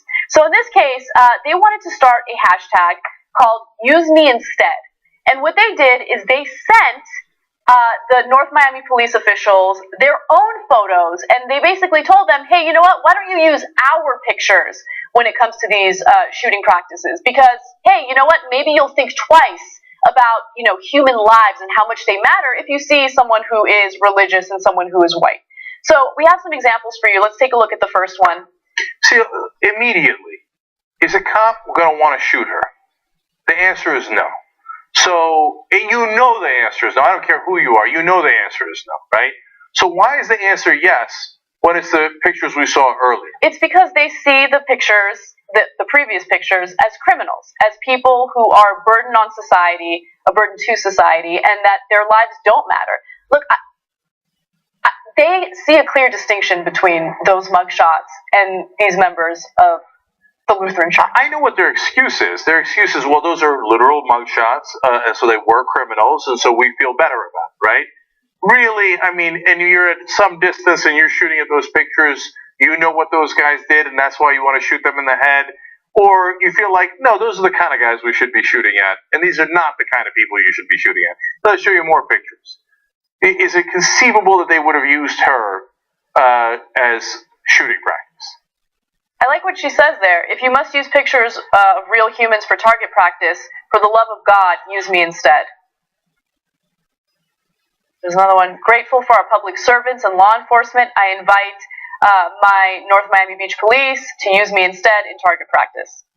As I look through all these different pictures, I was so encouraged to see so many people who are good Christians who actually believe that Jesus was the Prince of Peace, who actually believe that we should treat each other equally and with love and respect. Yeah, and there are a lot of people in this country that are that way. Yeah, and so, here's the clergy doing what they're supposed to do, which is to protect the needy and to protect the people who are in their midst, and to do it equally and without distinction. So, literally, God bless. All right, let's take a quick break. When we come back, should women stop wearing yoga pants because they entice men? We'll delve into that very important question when we come back.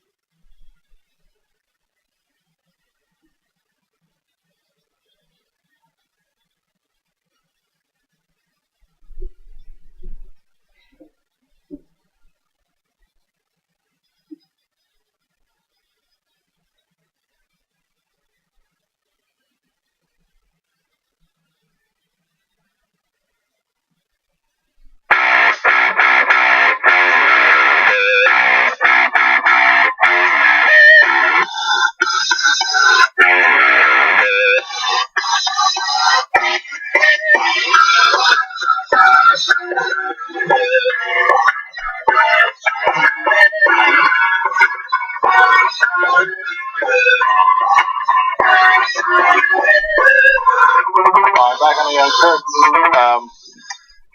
Still have a bunch of good tweets here.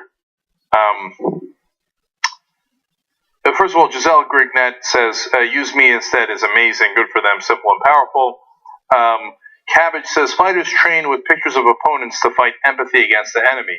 Hence, well, you know. Jeez, that's a good point. That's a really good point. Like, so you get used to killing people like that, and that's why you use those mugshots to shoot at people, so that when you have to do it in real life, you don't hesitate. Yeah. Right? That's not a good thing. Julia Mahoney says, let's be honest, if I were black, I wouldn't live in Florida, period. The stand your ground law is just a hunting license for racists. Sean Fitzgerald says, the response was, quote, we practice murdering all of our citizens. You should be afraid equally. I know, it's amazing. It's amazing. Right. And Eric Beiruti says, every black man matches a description when it comes to cops. Fortunately, that's true very often. Then I'll end on a fun one. Julia Mahoney again says, who had 30 seconds before Cenk Uygur brought up that he was Mr. Jamaica? You win the pool. Okay. One more thing. Sorry, let me bring that back up. Let me do the members of the day. Okay. Mandy Munson is member number 134. Wow. Fairly early on. And member number 227, also very early, Jeremy McGraw. So you guys are awesome. Jeremy and Mandy, you were lovely.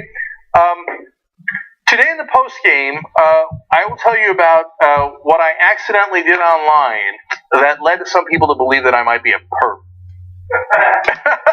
Accidentally. Okay, you be the judge. I'll tell you the story, and then you can judge. I already know what I think about this. Okay. I don't even know the details. No. Kidding. We'll find out. I mean, I might be a pervert in other ways. I don't think I was in this way, but you'll be the judge if you're a member. Okay. We got that for you in the post game. All right, speaking of perverts. Yes. Not you, the story. All right. In the age of internet outrage, there is a news story this week that people are really upset about, and it involves a Christian blogger. Now, what did this Christian blogger write about? Was it something anti-gay? Was it something against reproductive rights? No. Veronica Partridge wrote about how she has decided that she will no longer wear stretchy yoga pants because she's worried that she is enticing men and that it's disrespectful to her husband. Okay? Now, the fact that this has caused outrage is very surprising to me, but I'll give you some tidbits from her blog and then we'll get into the details of the criticism. She wrote the following. The conversation was about leggings and how when women wear them, it creates a stronger attraction for a man to look at a woman's body and may cause them to think lustful thoughts. God really changed my heart in the midst of that conversation, and instead of ignoring my convictions, I figured it was time I start listening to them and take action. After talking to Dale, her husband, it hit me a lot harder. It is difficult for my husband, who loves, honors, and respects me, to keep his eyes focused ahead. And how much more difficult could it be for a man that may not have the same self-control? Sure, if a man wants to look, they are going to look, but why entice them? Is it possible that the thin, form-fitting yoga pants or leggings could make a married or single man look at a woman in a way he should only look at his wife? Yeah, that's all. Yeah, gotcha. Okay. All right. So many things to say here. First of all, enticing indeed. You're the worst. Focus. Okay, but these tight jeans are okay, but the yoga pants are not okay. Okay, so let me jump in. No one should deny it. Yoga pants show every single nook and cranny of a woman's lower body. It is what in terms of their. Those are yoga pants. It's almost as if they're skin tight. Those are yoga pants. Leggings. In terms of their. Yes. Okay, so alright, first of all, let's just stop right there at that picture. Not all yoga pants are transparent, okay? So don't get that mixed up as something that you see often. But look, here's some of the criticism that people gave her. One person said, how about you learn to control your thoughts, referring to, the guys who are being enticed, right? Mm-hmm. So I want to actually stop there with that point. Look, just turn it around, okay? Maybe I'm lusty and I'm the weird one, but if I'm walking down the street and I see a freaking hot, muscular guy without his shirt on jogging, I'm gonna look. Mm-hmm. You know what I mean? And if someone tells me, Anna, control yourself, I'd be like, no, fuck off. This guy's jogging without his shirt on. Of course I'm gonna look at him. Right. Why not? Right? So, this whole thing about don't look at each other, it's really disrespectful. No, if you're dressed scantily, or if you're scantily clad, I should say, people are gonna look, right? Now, it's different if someone harasses you. There should be a very, very strong, social code that you shouldn't harass people just because they're scantily clad, right? You shouldn't go up to the guy jogging shirtless and be like, Yeah, I'm not gonna go up to him and be like, oh my god, look at you, you're glistening. And believe me, I want to do it. I'm in West Hollywood all the time. These delicious men with their shirtless I got bad news for you. I know, they're okay, but still. Okay, so, alright, now let's break this down. First of all, I love her thing, even my man, who's so strong and disciplined and doesn't want to look at other women, the yoga pants make him do it. Oh, yeah, I know they do. I know.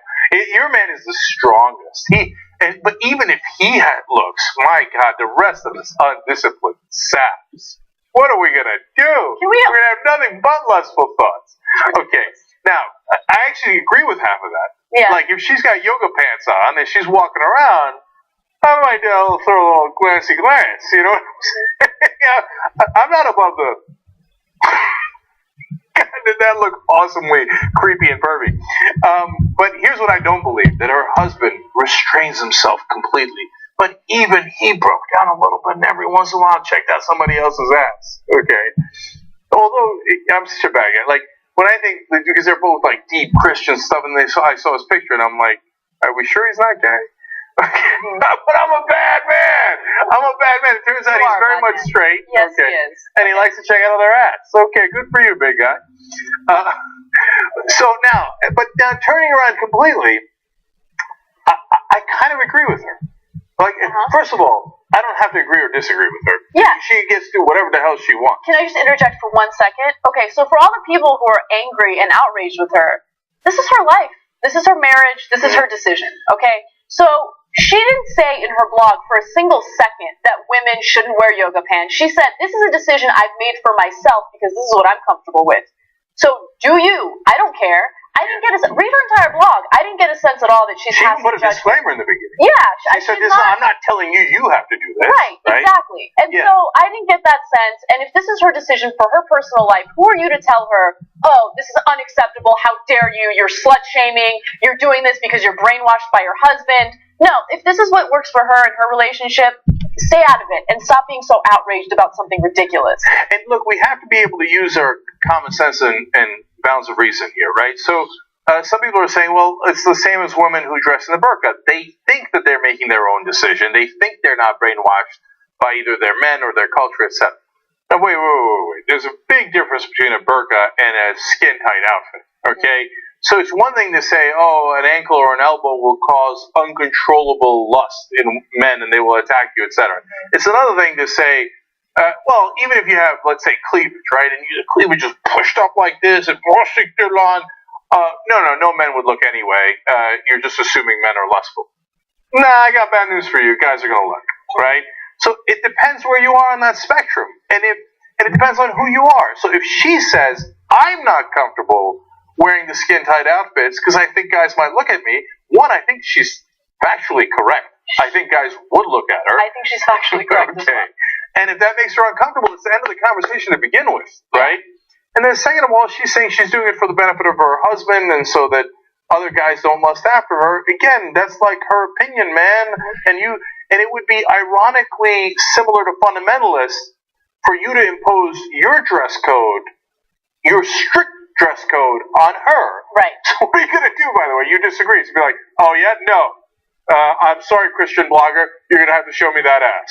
One thing that I've always been really sensitive to is when people tell other people what they should and shouldn't wear. So just to give you an example, when France banned headdresses for college students and women in public, I was against that, right? Even though I don't agree with a burqa or any type of headdress, it's their decision. Maybe they're not making the right decision according to some people. Who cares, right? It's their decision. They're living in France. They're not living in like some Middle Eastern country where they don't have a choice. They're making that choice in a free country, right? But I feel similarly obsessed with when people get angry with Christians because they don't want to wear skin-tight clothing. Like, just don't get into people's lives. Like, let them wear whatever they want to wear. Don't judge them based on what they're wearing. It is what it is. It's just so stupid and such a waste of time. If someone ever told me, Anna, you're dressed too provocatively, I would lose it. Mm-hmm. Or you're dressed too modestly. None of your business. I wear what I want to wear. It's a form of expression for me, and that's it. So as a secular Turk, I get, look, I've got to be honest. So there's almost no burqas in Turkey. Turkey used to be very, very secular. Now, increasingly less secular, unfortunately, because of the leadership there. But now there's a lot more headdresses than when I was a kid, right? A ton more headdresses, just covering up the hair. And I'm a bad guy. It grates on me, right? I don't like the covering up the hair. I don't like that Turkey's becoming more religious. There's nothing about it that I enjoy, okay?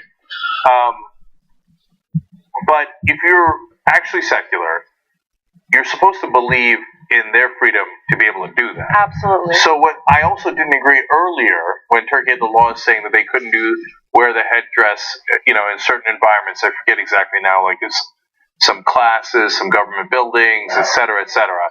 And I thought that was really wrong. And by the way, I think I was proven somewhat right, because look, the backlash to that is that the country became more religious. Mm-hmm. And now there are more headdresses than there were before. I don't think the right answer is oppression in either direction. Agreed. All right, more booty stories for you guys today. In In a cautionary tale against plastic surgery or cosmetic enhancements, a 27-year-old in Brazil who was known for having a very beautiful body is now undergoing critical treatment because of septic shock.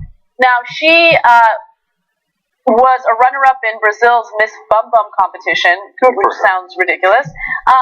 And her name is Andressa Urach. And apparently she was so dead set on making sure that her bottom was as round and beautiful as possible that she went out and got illegal injections, and it led to serious complications. Now, she got hydrogel and PMMH injections, and Brazil has actually outlawed them, but she managed to get them anyway.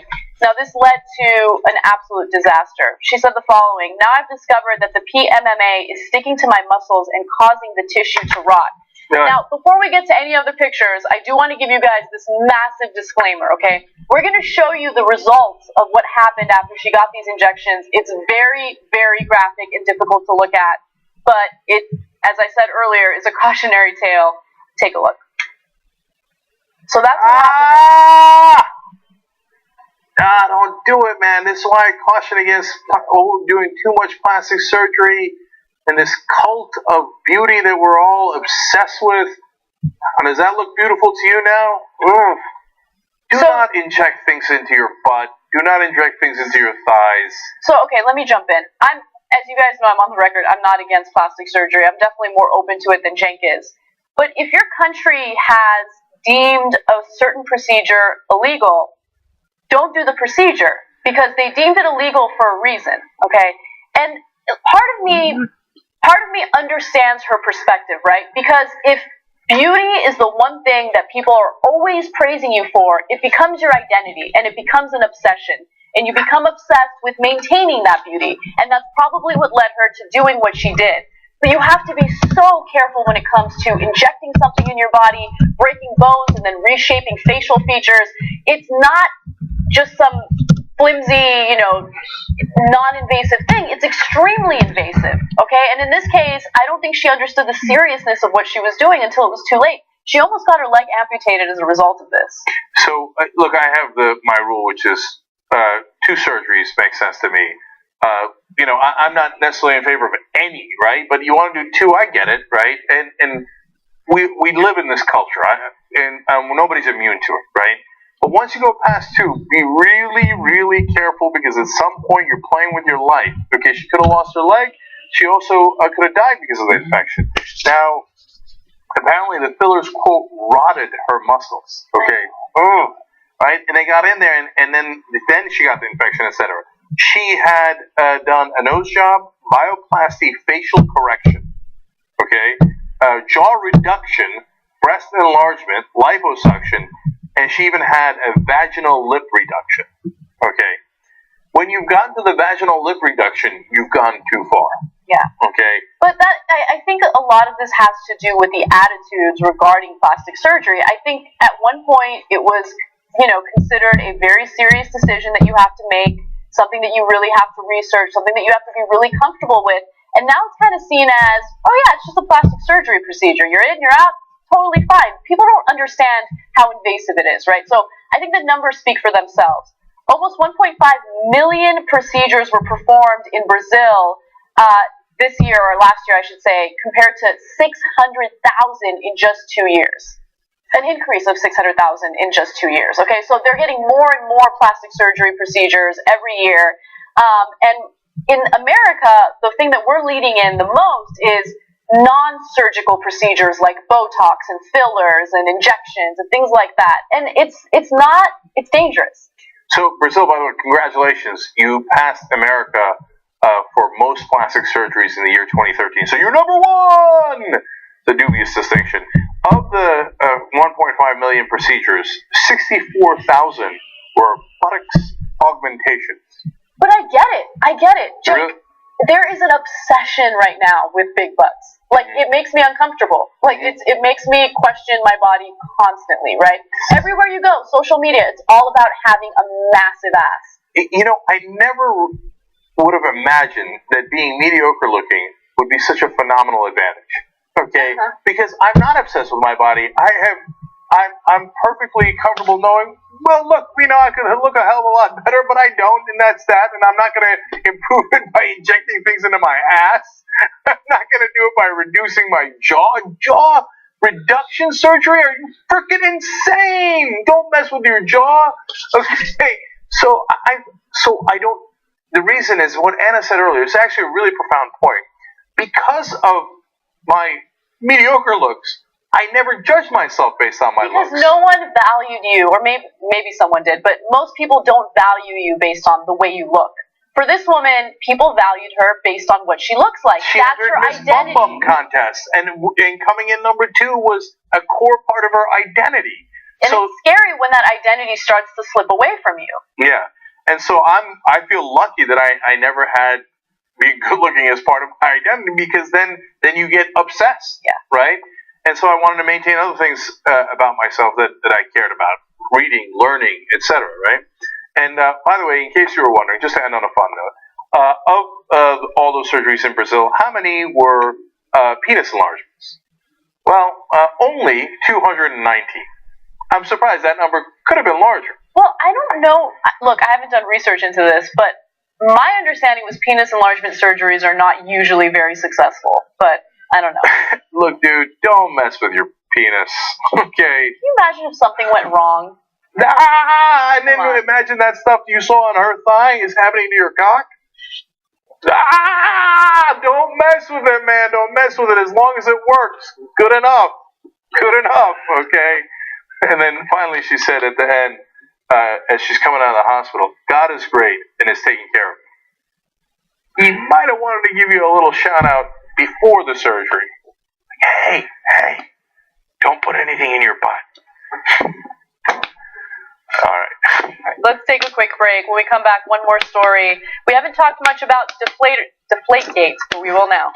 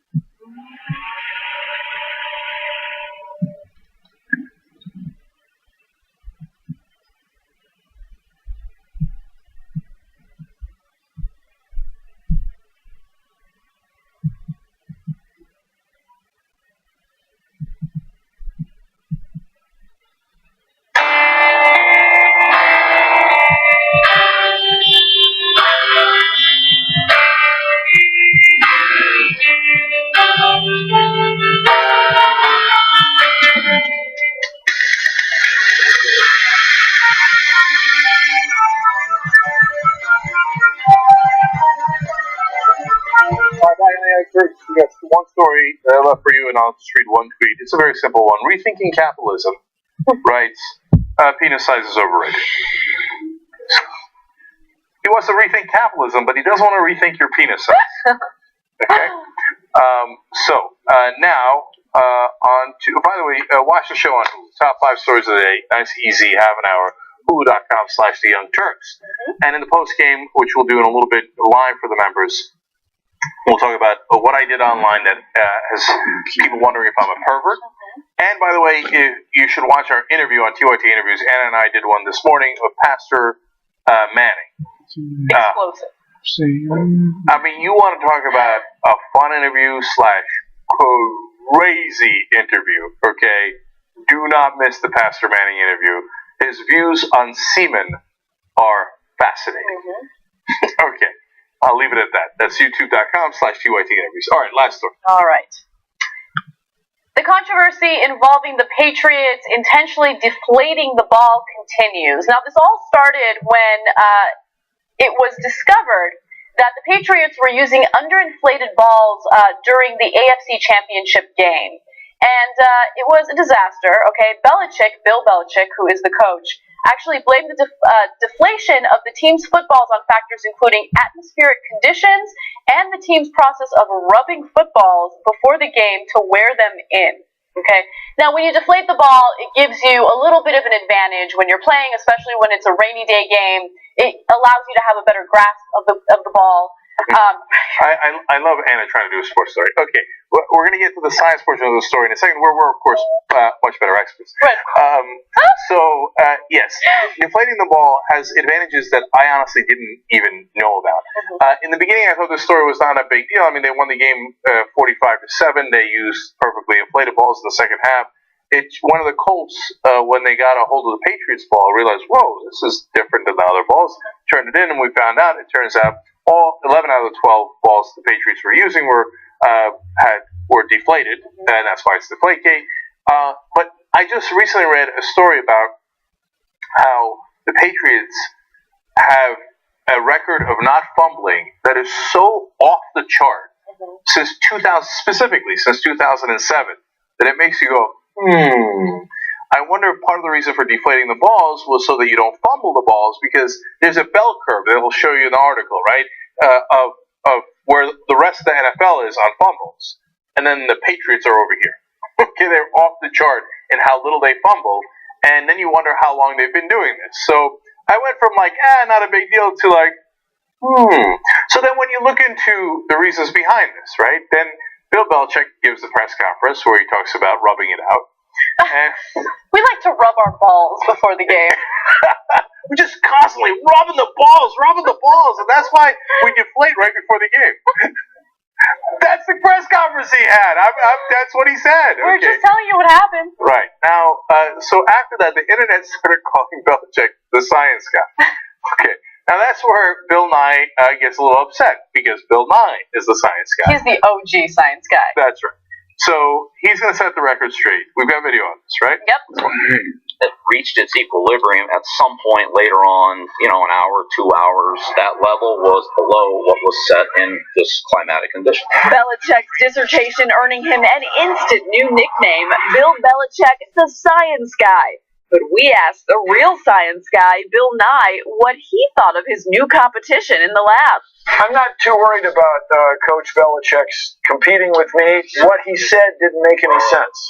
And Nye says, equilibrium or not, the explanation falls flat. Rubbing the football, I don't think you can change the pressure. To really change the pressure, you need one of these, the inflation needle. Our science expert admitting he left out one crucial bit of data. I cannot help but say, go Seahawks! Belichick saying he's also moving on. This is the end of this subject for me for a long time. I love Belichick and that. You know what? I have decided to table this conversation. Yeah, imagine if defendants could do that in court. Yeah. I know I'm up on murder charges, but I'm going to table that for the moment being. Okay. Now, we're about to have a Super Bowl. The Patriots made the Super Bowl. now I know TYT Sports has been all over this. Jason Rubin joins us from TYT Sports. Jay, like I said in the beginning, I thought, hey, get off of it, man. Who cares, right? They won the game overwhelmingly. But if they've been doing this for a long, long time, and it turns out it gives them advantages we didn't even know about, maybe it's a little bit more relevant than we thought. It's a relevant story. Like you said before, it's the Super Bowl. It is coming up. So there should be a fine. I know with Spygate back in 2007, there was a $500,000 fine. There was a loss of draft picks. Just steepen that a little bit more. $1 million fine on the organization. And you take away, you want to make an example out of it, you want to stop them from doing this. Look, Bill Belichick's always going to be looking for a competitive edge or cheating, depending on which vocabulary term you use here. But you make it steeper. Take away their first-round draft pick. Take away their second-round draft pick, too. Yeah, so that's a very wise statement by TYT Sports. Mm-hmm. It's judicious. I like it. I'm going to say something a little outrageous. I kind of admire the Patriots for cheating. You're insane. Okay, first of all, you agree? I agree 100%. Oh, you do? Okay, I don't consider this, I don't consider this cheating. I'm saying it's a competitive edge, no different than a spitball in baseball. Which would also be cheating, by the way. So, look, of course they shouldn't do it. Of course they should be punished. Don't get me wrong. It's not like, hey, attaboy, way to cheat, right? And let's be very clear. I don't agree with Jason. It's cheating. The Patriots said, of course, the balls didn't deflate themselves. Now there's talking about they found video of a guy taking balls to a different room, taking his balls to a different room, and rubbing it out there. Okay, I don't know who's, but trust me, that Tom Brady and Belichick and all those guys on the Patriots didn't feel those balls that feel completely different than the normal ball, and not notice it for all this time. Okay, they noticed it. They knew it. And you don't throw some poor trainer under a bus and blame him for it. It's the organization. And so, but I like their competitive spirit. That, like before, they got into some sort of, hold on. I know it's slightly crazy. They got into some sort of more controversy in another season because they taped the other teams and then they stole their defensive signals. And they're trying hard. No, you can't, that's not a competitive edge. I'm amazed that you admire that. Cheating is cheating. You can't be doing that. Cheaters, what is it? Winners never cheat, and cheaters never win, unless it's the AFC Championship game. So, look, of course it's not the right thing to do. I think, actually, now that Anna's talked me out of it, I think the correct thing is they should be eliminated and the Steelers should go to the Super Bowl. That's also ridiculous. Although, I don't really care. I mean, whatever happens, happens. I just want you to tell me who I should bet on. Okay. Well, obviously the Patriots, they cheat. Yeah, but now that but that's the thing, now that they've gotten caught, they're unlikely to do it during the Super Bowl. No, but they scored even more points in the second half when the balls were perfectly inflated. All right, so the Patriots. So, keep that in mind as well. But I don't know if it throws them off, and I hear you on all that. Final thing is, I think Jay's right.